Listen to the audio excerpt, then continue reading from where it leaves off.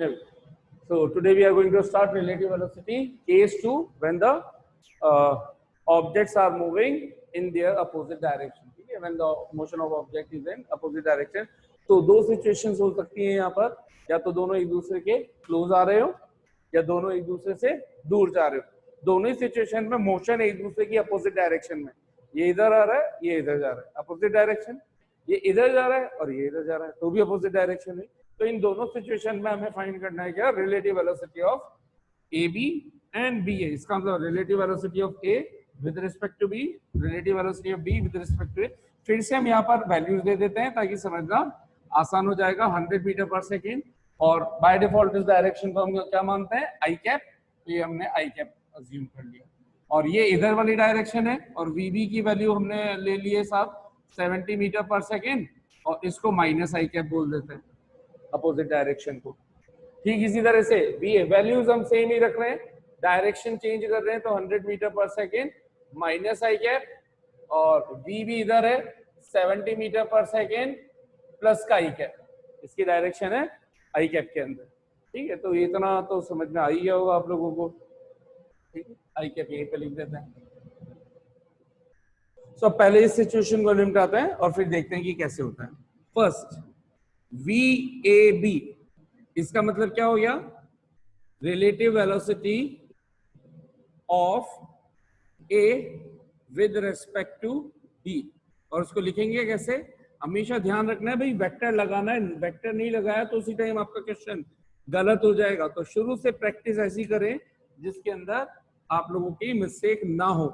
जब वेक्टर हटाते हैं, वेक्टर का मतलब जब वैल्यूज लिख रहे होते हैं तो हमें वेक्टर की वैल्यू हटाते टाइम मैग्नीट्यूड भी लिखना है और डायरेक्शन भी लिखनी है. ठीक है, तो वी की वैल्यू कितनी है 100 आई कैप. इसमें मीटर पर सेकंड की जरूरत नहीं पड़ेगी, आप ऐसे लिख सकते हैं 100 आई कैप ब्रैकेट में लिखें क्योंकि फॉर्मूले का माइनस है. वीबी क्या है 70 मीटर पर सेकंड माइनस आई कैप, तो इसको लिखते हैं -70 या फिर 70 माइनस आई कैप, दोनों में से जो आपको ठीक लगे. ब्रैकेट जरूर लगाएं ताकि ये गलती ना हो यहाँ पर प्लस माइनस की. तो ये कितना हो गया 100 आई कैप माइनस और माइनस प्लस 70 आई कैप.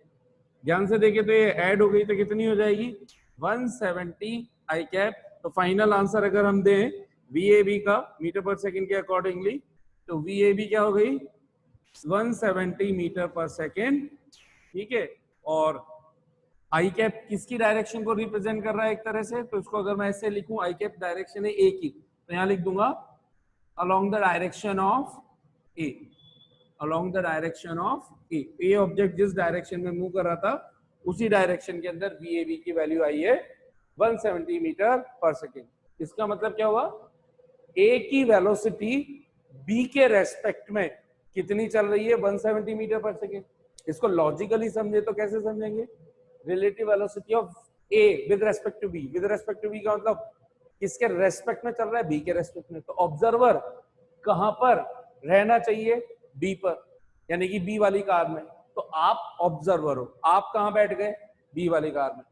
अब आप क्या सोच रहे हो कि आप भी इधर चल रहे हो और उधर भी इधर, वो भी इधर आ रहा है.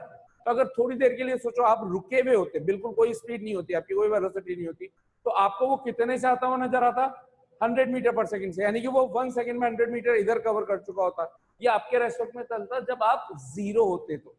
लेकिन आप खुद भी तो इधर चल रहे हो 70 मीटर पर सेकंड, यानी कि वो 1 सेकंड में 100 मीटर तो आया ही है, उतनी देर में आप 1 सेकंड में 70 मीटर और इधर चल गए. तो आपको क्या लगेगा, एकदम से वो बहुत तेजी स्पीड से आ रहा है. आपने देखा भी होगा कि जब कार क्रॉस करती है तो जाए जाए इस तरह से ऐसा लगता है कि बहुत फास्ट हो रही है. ठीक, तो इसको आपको हमेशा क्या ध्यान देना है कि जब भी ये अपोजिट हो, एक दूसरे के पास आ रहे, तो आप अंदर बैठे होंगे तो बहुत फास्ट आपको नजर आएगा. क्यों आएगा, 100 तो खुद का और आप खुद भी इधर एक्स्ट्रा 70 ट्रेवल कर चुके हो, तो आपको ओवरऑल आपको जीरो मान ले, तो अब आपको आपके जीरो मानने के लिए 70 आगे देना पड़ेगा. तो इसका मतलब इधर और इधर वो 100 ऑलरेडी आ चुका है. टोटल 1 सेकेंड में उसको अगर आपकी स्पीड ट्रांसफर कर दी जाए, ठीक है, तो वो कितना आ चुका होगा 170 मीटर 1 सेकेंड के अंदर. तो ये आ गया. ठीक है, तो इस तरीके से इसको करते हैं, ये इसका मेन लॉजिक होता है. अब यहाँ पर बात करते हैं, ये ए है और बी है. अच्छा, इसका दूसरा पार्ट भी करना है ना, सेकंड पार्ट भी करना है. तो इसका सेकंड पार्ट अब आप खुद करेंगे, इसको मैं आपके लिए छोड़ रहा हूँ. कि आप VBA निकालेंगे, ये आपके लिए छोड़ रहा हूं। VBA का मतलब relative velocity of B with respect to A, और डायरेक्शन भी आपको बतानी थी। अच्छा, इसमें डायरेक्शन क्या हुई, B को A वाला व्हीकल किधर की तरफ आते हुए नजर आ रहा है, इधर की तरफ, यानी कि इधर की तरफ का मतलब A वाली डायरेक्शन में। तो B के रेस्पेक्ट में जो भी हमने सॉल्व किया, B के रेस्पेक्ट में यहां अंदर जो भी बैठा होगा उसको क्या लग रहा होगा, ए वाली कार इसी डायरेक्शन में बहुत फास्ट स्पीड 170 से नजर आएगी।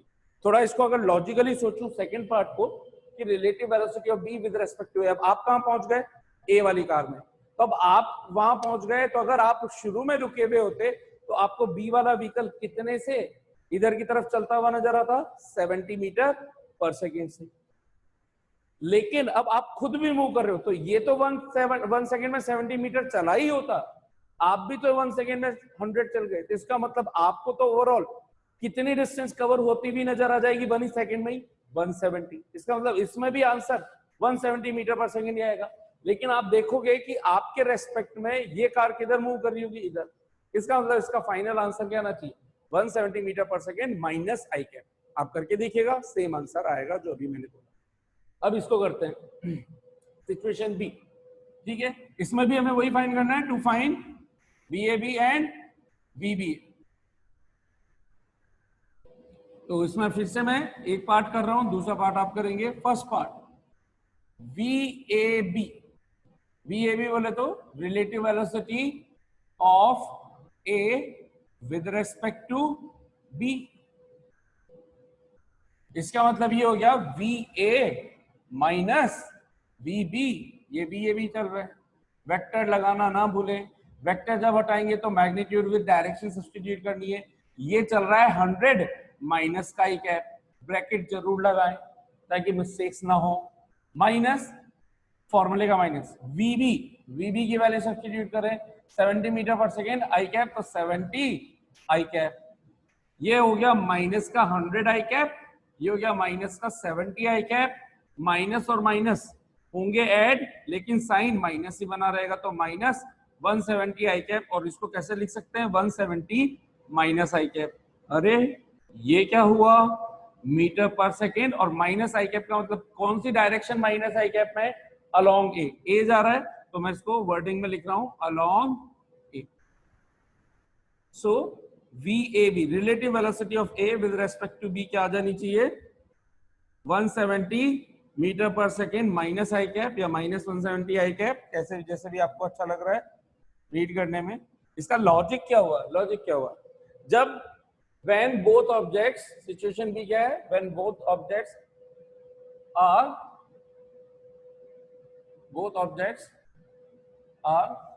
moving away from each other, moving away from each other, एक दूसरे से दूर जा रहे हैं, तो दूर जाते टाइम अब आप सोचो हमें किसकी निकालनी है, बी के रेस्पेक्ट में ए की निकालनी है। हमें फाइंड करनी है इसकी वेलोसिटी किसके रेस्पेक्ट में, बी के रेस्पेक्ट में, यानी कि आप कहां बैठ गए, बी में। तो जब आप बी में बैठ गए हो तो आप सोचो, पहले अगर आप कार में आपकी कार मूव नहीं कर रही होती तो क्या होता, ए वाला उस opposite direction minus i cap के अंदर कितना ट्रेवल कर चुका होता, 100 मीटर 1 सेकेंड में। अगर ये कार मूव नहीं करती, शुरू में इसकी वेलोसिटी 0 मान लूं, तो 1 सेकेंड में कितना दूर जा चुका होता, 1 सेकेंड में ही 100 मीटर। लेकिन आप खुद भी तो अब मूव कर रहे हो, कितने से मूव कर रहे हो, 70 से। इसका मतलब आप इधर तो ट्रेवल कर चुके हो 70 मीटर 1 सेकेंड में, और वो उधर ट्रेवल कर चुका है, यानी कि एक 1 सेकेंड में ही ए ऑब्जेक्ट आपके रेस्पेक्ट में कितनी दूर आपसे जा चुका है। आप सोचो कि जब यहां से आप यहां पे आ जाते, यहां से यहां जाते, तो आप तो 70 मीटर ट्रेवल कर चुके होते और ये 100 ट्रेवल कर चुका होता। इसका मतलब पहले के कंपैरिजन में 1 सेकेंड में आपके रेस्पेक्ट में वो बी वाला कार ड्राइवर वो कितना आगे आ चुका होता आपके पहले की कंपैरिजन में, 170। वही आया, किस डायरेक्शन में आता, माइनस आई कैप डायरेक्शन में, वही आंसर आया। इसका मतलब VAB आपके पास आया 170। चलिए मैं सेकंड पार्ट भी कर देता हूं ताकि किसी को दिक्कत ना है। VBA का मतलब velocity of B with respect to A, यानी कि VB माइनस वी आपको फाइंड करना है, ठीक है। तो देखो यहाँ पर वीबी की वैल्यू कितनी है 70 आई कैप ब्रैकेट माइनस फॉर्मूले का, वीए की वैल्यू कितनी है माइनस का 100 आई कैप, है ना। अब ये लिखना आ जाना चाहिए, माइनस माइनस क्या हो गया प्लस, तो 70 आई कैप प्लस 100 आई कैप बोले तो 170 आई कैप। अरे सारे ही आंसर ये तो क्या आ रहे हैं साहब, डायरेक्शन क्या लिखूंगा अलोंग वीबी, वीबीए। तो ये भी कर रहे हो तो भी 170 आ रहा है, ये भी।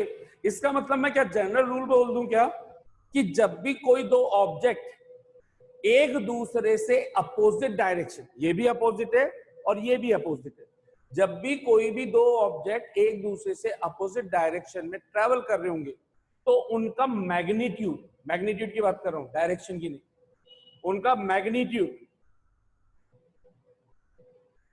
मैग्नीट्यूड हमेशा क्या होकर के आएगा, दोनों इंडिविजुअल ऑब्जेक्ट्स की वेलोसिटी के मैग्नीट्यूड का सम, यानी कि जो भी उनकी वेलोसिटी दे रखी है उसकी डायरेक्शन हटाओ प्लस माइनस हटाओ, डायरेक्टली उनको ऐड कर दो। कब, लेकिन जब दो ऑब्जेक्ट एक दूसरे से हम अपोजिट डायरेक्शन में, चाहे पास आए चाहे दूर जाए, डजंट मैटर एट ऑल, ठीक है। ये देख लीजिए, चलो इसको भी कर ही देते हैं भात भात, क्या इसको छोड़ना। वीबी माइनस वीए, वीबी की वैल्यू कितनी हो जाएगी यहाँ पर माइनस 70 आई कैप माइनस फॉर्मूले का 100 आई cap minus 70 I cap minus 100 I cap minus 170 i cap, इसका मतलब 170 माइनस का आई कैप। तो इसका मतलब हम क्या बोल रहे हैं कि VBA is equal to 170 metre पर सेकेंड, और माइनस आई कैप इस सिचुएशन में किसकी है, बी वाली डायरेक्शन को, अलोंग VB, अलोंग V।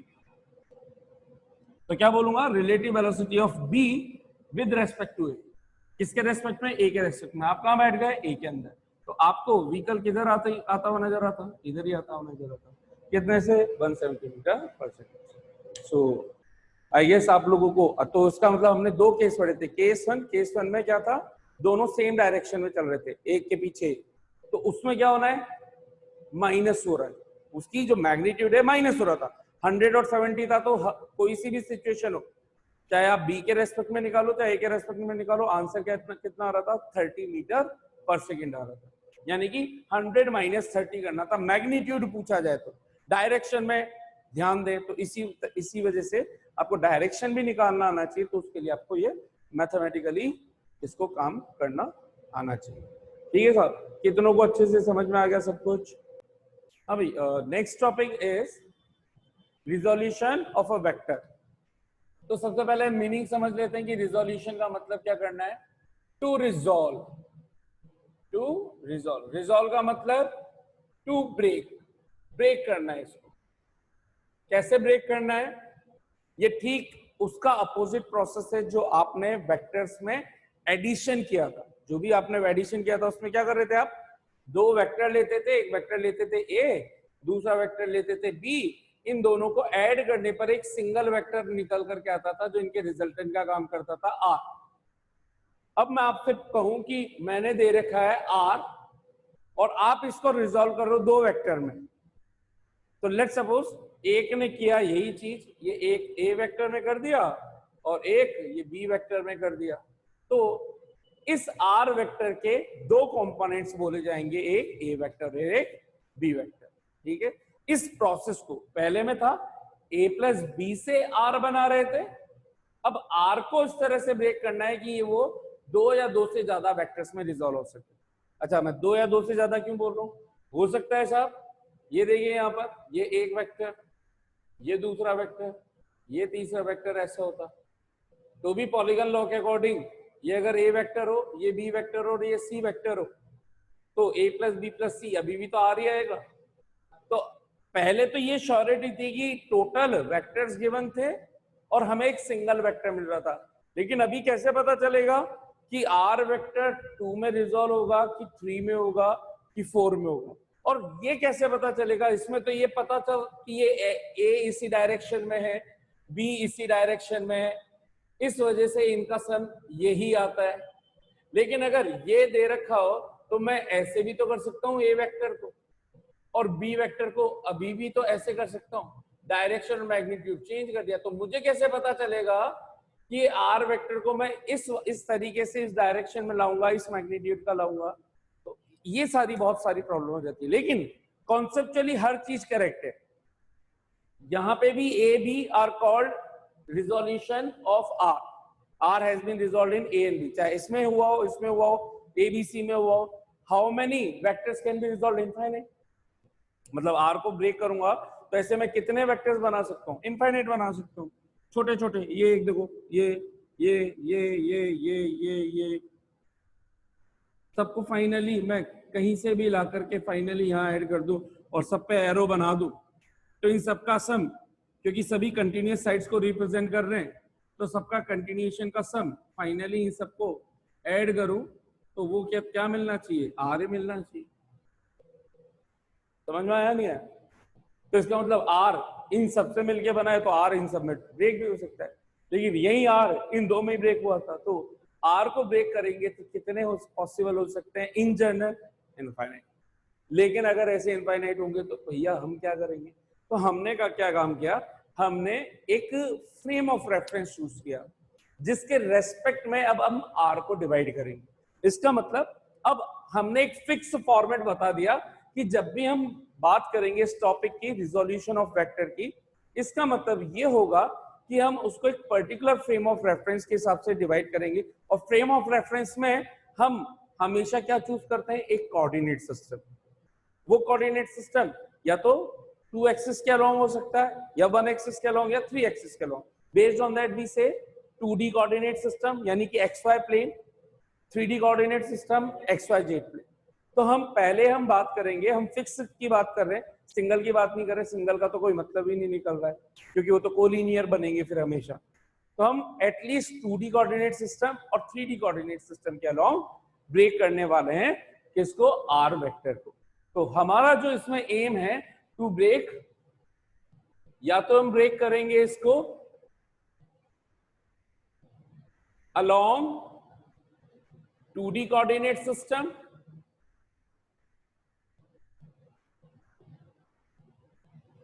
बोले तो in general 2D coordinate system क्या होता है? XY प्लेन, या फिर अलोंग 3D कोऑर्डिनेट सिस्टम। भाई ये छोटी छोटी चीजें हैं जिनको जनरली बताया नहीं जाता, लेकिन फिर उसके कारण क्या होता है कि रटना पड़ता है चीजों को। रटने की जगह अगर आपको समझ में आ गया होगा ना कि क्यों कर रहे हैं, उस क्यों का आंसर अगर आपको पता है तो फिर आपको दिक्कत नहीं आएगी कि अच्छा इस वजह से हम 2D इसलिए पढ़ रहे हैं, 3D इसलिए पढ़ रहे हैं। What is the need? ये नीड है कि अगर हम एक सिंगल फ्रेम ऑफ रेफरेंस ना कंसीडर करें, then there could be infinite solutions. ठीक? To prevent this, we have chosen either 2D coordinate system or 3D coordinate system. So let's start with the 2D coordinate system. ठीक है साहब?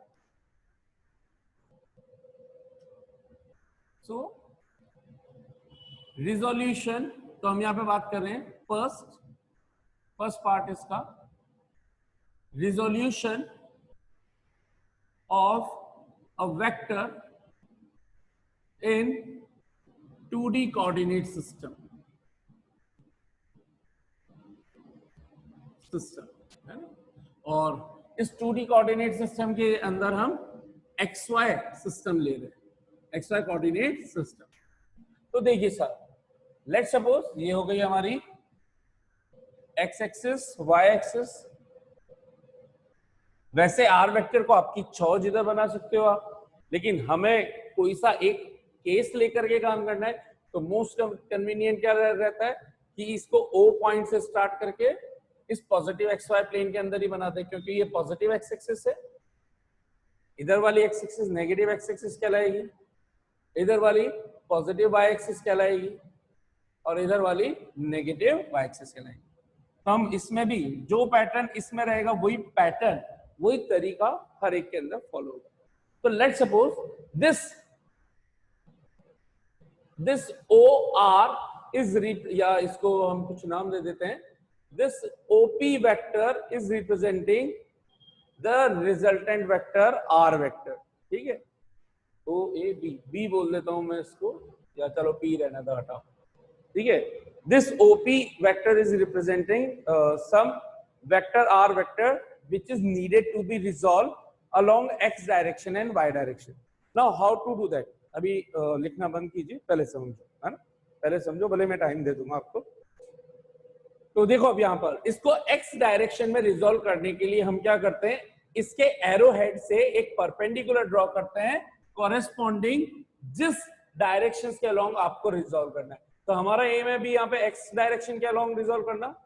ये मैंने एक general line बोली है, माइंड में फिट कर लेना। आपको आर वेक्टर को जिस भी डायरेक्शन के अलोंग रिजॉल्व करना है, उस डायरेक्शन पर आर वेक्टर के एरो हेड से परपेंडिकुलर ड्रॉ कीजिए। फिर से किसी भी डायरेक्शन के अलोंग आर वेक्टर को रिजॉल्व करना हो तो उस डायरेक्शन के अलोंग आर वेक्टर के एरो हेड से उस डायरेक्शन पर एक परपेंडिकुलर ड्रॉ करना है। अगर ये डायरेक्शन में ऐसे लेता और एरो हेड पॉइंट ये होता तो इसका परपेंडिकुलर ये होता, ये परपेंडिकुलर। क्लियर? तो इस चीज का भी ध्यान रखना है, आगे चल के काम आएंगी ये चीज। ये हमने परपेंडिकुलर ड्रॉ कर दिया। लेट सपोज ये पॉइंट हो गया एन, है ना। तो ये जो लेंथ आएगी ओ एन, ये O N will be representing, या इसको एम बोल देता हूं, एन इधर बोल दूंगा, ओ एम। ये जो लेंथ आएगी ये रिप्रेजेंट कर रही होगी आर का एक कंपोनेंट एक्स एक्सिस के अलोंग, यानी कि आर को हमने रिजॉल्व कर दिया one of the component x axis के along. So this O M length will be representing the x component of r vector, and it is represented by rx vector. It is represented by rx vector. And let's suppose the angle of r vector is making some angle theta from positive x axis in the anti-clockwise direction. ठीक है, तो ये क्या चीज हो गई, OM is rx vector। ये OM यहां से यहां तक का, इसी को क्या बोल रहे हैं, rx vector. rx vector is nothing, इसको रीड क्या करना है, x component of r, x component of r vector. ठीक इसी तरह से अगर मुझे r को y के अलोंग रिजॉल्व करना है तो what is the procedure now, I guess समझ में आ गया होगा। क्या करेंगे, एरो हेड पॉइंट से y डायरेक्शन में करना है तो एरो हेड से इस पर एक परपेंडिकुलर ड्रॉ करेंगे। ये परपेंडिकुलर ड्रॉ हो गया साहब। लेट सपोज जहां पर ये परपेंडिकुलर मीट हो रहा है, कट कर रहा है वाई एक्सिस को, उसको हमने एक नाम दे दिया ओ एन। देन दिस ओ से एन, ये वाली जो हुआ ये कहलाएगा इसका क्या, वाई कंपोनेंट, और इसको रीड करेंगे आर वाई वेक्टर। तो दिस इज नथिंग बट, इसको रीड क्या करना है, Y component of R vector. R Y vector is equal to Y component of R vector. इसका बस हो गया, दो ही तो डायरेक्शन में करना था, कहानी खत्म हो गई। बड़ा इजी है, सिंपल सी बात है। अगर ये इन दो में रिजॉल्व हुआ है तो इसका मतलब तो ये हुआ कि ये इन दोनों से मिलकर के बना होगा। इसका मतलब तो ये होना चाहिए, that is if R vector has been, that is if now R vector has been resolve into two vectors, rx vector and ry vector along x axis and y axis respectively। ये चाहो लिखो मत लिखो, इसकी जरूरत नहीं है, हमने ये बता दिया, ये सिर्फ आपके समझने के लिए। रेस्पेक्टिवली, देन अगर ये इन दो चीजों में ब्रेक हुआ है तो इसका मतलब तो ये होना चाहिए ये इन्हीं से मिलकर के बनना भी चाहिए। ठीक वैसे जैसे प्रीवियस कंडीशन, अगर ए और बी के कॉम्बिनेशन से आर मिल रहा है और इसको वापस से अगर ऐसे मैं वापस से केवल आर दे रखा होता और एग्जैक्टली मैं इसको ए और बी इसी तरह से बनाता तो फिर से मुझे ये ऐसे तो लिखता आर इज इक्वल टू ए और बी में रिजॉल्व कर दिया मैंने। तो इसका मतलब आर को मैंने किन में रिजॉल्व किया है, आर एस वेक्टर और आर वाई वेक्टर में। इसका मतलब क्या होना चाहिए, इन दोनों को ऐड करूं तो क्या मिलना चाहिए, R vector. Let's prove it. ठीक है, लेट्स प्रूव इट। तो प्रूव करने के लिए देखो आपको बहुत इजीली समझ में आ गया होगा, एक ट्राइंगल आपको नजर आ गया होगा OMP, ठीक है। तो इसका जल्दी से मैं with in a minute proof दिखा रहा हूं आपको, उसके बाद नेक्स्ट अगली क्लास में करेंगे जो कुछ प्रूफ। देखिए जल्दी से, इन ट्राइंगल OMP, ठीक है, OM vector is representing RS vector, MP vector will be ON vector, यहां देखो ध्यान दो, OMP वेक्टर ये M से P की तरफ जो होगा, क्या ये ON वेक्टर होना चाहिए? क्यों होना चाहिए? क्योंकि ये वाली हाइट इसके बराबर है और डायरेक्शन भी सेम है, क्योंकि MP वेक्टर का magnitude is equal to ON vector and MP is parallel to ON vector. तो जिनकी डायरेक्शन और मैग्नीट्यूड सेम हो वो इक्वल वेक्टर होते हैं, और ये किसको रिप्रेजेंट कर रहा है? RY vector. Now by applying triangle law of vector addition, we get, हो गया हमारा काम खत्म हो गया साहब। क्या मिल जाएगा? OM plus MP is equal to OP, और OM क्या है? RX plus RY is equal to R। बोलो समझ में आ गया कि नहीं आ गया? कितनों को समझ में आ गया? पूरा ये हो गया प्रूफ।